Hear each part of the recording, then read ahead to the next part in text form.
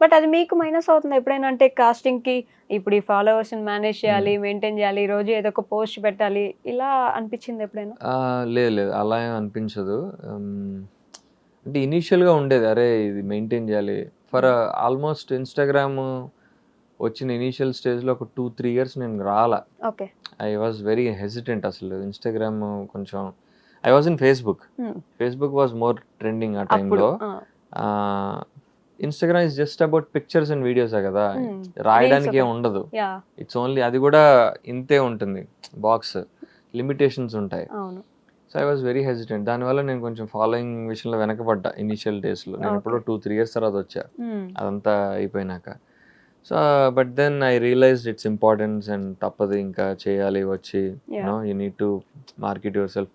నేను చాలామంది నా కలీగ్స్ కూడా చెప్తుంటా, కొంతమంది మేల్ యాక్టర్స్ నాతో సీరియల్లో చేసేటోళ్ళు, దే థింక్ ఇట్స్ నాట్ అంత రిక్వైర్డ్, అవసరం లేదు, పర్లేదులే, మనం మనం మన పని మనం చేసుకుంటే మనకి ఆపర్చునిటీస్ వస్తాయి అన్న వ్యూ పాయింట్లో ఉండేవాళ్ళు కొంతమంది ఉంటారు. బట్ ఐ టెల్ దెమ్, లేదు ఇది కూడా important. There should be one place where all your నీ వర్క్ కనిపించేలాగా, పిక్చర్స్ కానీ వీడియోస్ కానీ, నువ్వు చేసిన ఏదైనా షార్ట్ ఫిల్మ్స్ సీరియల్స్ ఏదో ఒకటి క్లిప్పింగ్స్ ఉంటే అక్కడికి వచ్చి చూసుకుంటే అంతా హో ఈ మనిషి ఇవి చేశాడా, ఇలా ఉంటుందా అని చెప్పి. ఒకప్పుడు ఫిల్మ్ మేకింగ్ ఆఫీసెస్కి ఆల్బమ్స్ తీసుకెళ్ళి చూపించేవాళ్ళు కదా, అట్లా ఇప్పుడు ఇన్స్టాగ్రామ్ అయింది. ఇప్పుడు కూడా వెళ్ళి చూపించాలా, లేకపోతే ఇన్స్టాగ్రామ్ లింకే, వాట్సాప్ లో టెక్స్ట్ చేస్తాం, ఇన్స్టాగ్రామ్ లింక్ పంపిస్తారు, లేకపోతే ఏమైనా పిక్చర్స్ ఉంటే 10 నార్మల్ ఫొటోస్ పంపించడం. ఇంకా ఆల్బమ్ రోజులు అయిపోయాయి, ఇప్పుడు అంతా డిజిటలే కదా. ఇప్పుడు అది కూడా ఒక ప్లస్ ఏమో కదా, అంటే వెళ్ళి సినిమా ఆఫీసుల చుట్టూ నాకు ఒక అవకాశం ఇవ్వండి అని తిరగబడలేదేమో.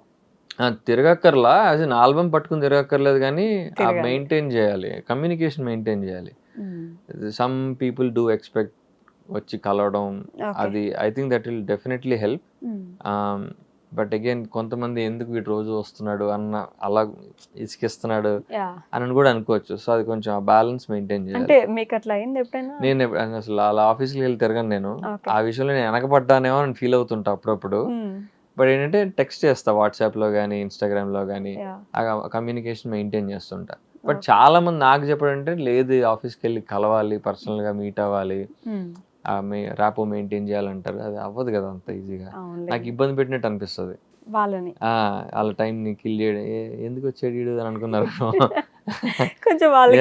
మనకు కూడా కొంచెం సెల్ఫ్ రెస్పెక్ట్ దెబ్బతిన్నట్టుగా అనిపిస్తుంది.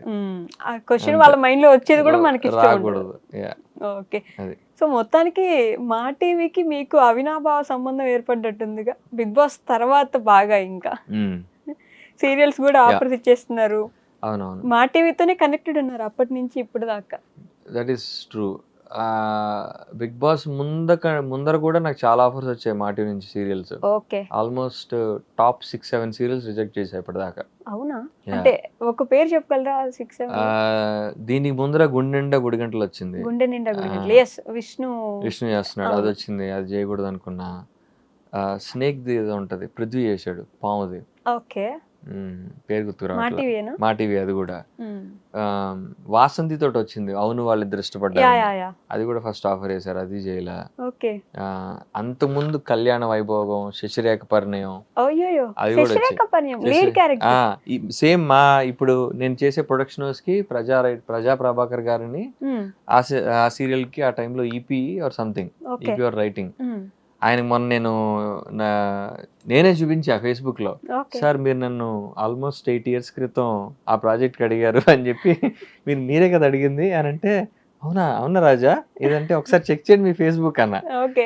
నా ఫేస్బుక్ పాస్వర్డ్ పోయింది, సో ఐ కెనాట్ లాగిన్. ఆయన అడిగి మీరు ఒకసారి చెక్ చేయండి అంటే చూసి, అవును రాజా నిజమే, నేనే నిన్ను అడిగాను 8 years ఎప్పుడో ఎంతకాలం క్రితం కదా అని చెప్పి ఆయన సర్ప్రైజ్ అయ్యింది ఆయన.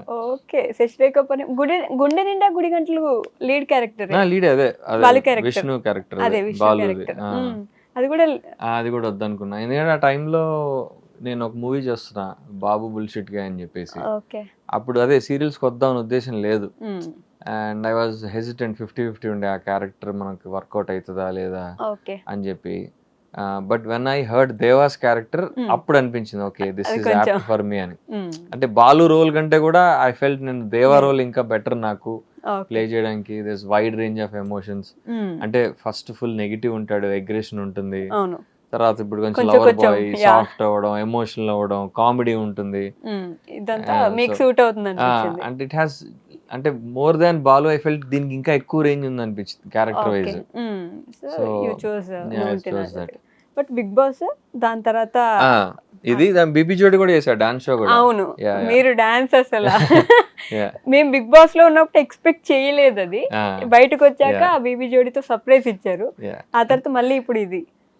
బిగ్ బాస్ లో ఉన్నప్పుడు కూడా మార్నింగ్ చేసేవాడిని కానీ కొంచెం ట్రిమ్ అయిపోయేది, అంత ఎక్కువ వచ్చేది కాదు. ఓకే, ఎందుకంటే అక్కడ డాన్స్ కంటే కూడా ఈ డ్రామా ఇంపార్టెంట్ కదా. కరెక్ట్ అది కూడా. Yeah, మాకు అంత ఛాన్స్ దొరకలే అప్పుడు.